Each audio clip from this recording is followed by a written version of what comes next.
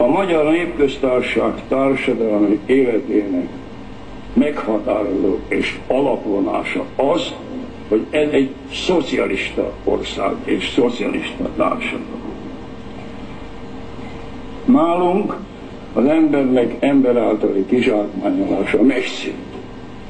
Kizsákmányoló osztályok megszűntek.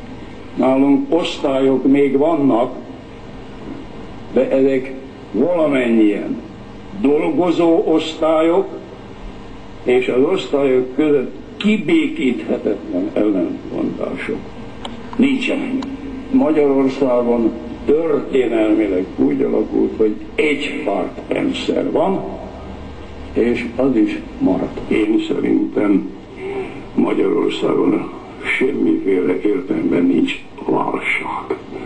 Nagy és nehéz problémáink nekünk vannak, nehéz nagy feladatok, amelyeket meg kell oldanunk, következetes, tartós munkával, nem 5 perc alatt megoldható feladataink vannak, és hát bizonyos változás a munkában, a kérdések megoldásában az maga is hoz problémákat magával. Az utóbbi időben nagyon sokszor hallhatták, láthatták, olvashatták, hogy a helyzet nehéz. Hát ez igaz, természetesen. De a mi helyzetünk azért olyan, hogy sok minden van, amire mi támaszkodhatunk. Hát már egy jelentős fejlődés van mögöttünk. Termelőberendezéseink fejlettebbek lényegesen, mint az indulásnál voltak. Szocialista vívmányaink vannak, a népjólétnél tűrhető eredményeket értünk el.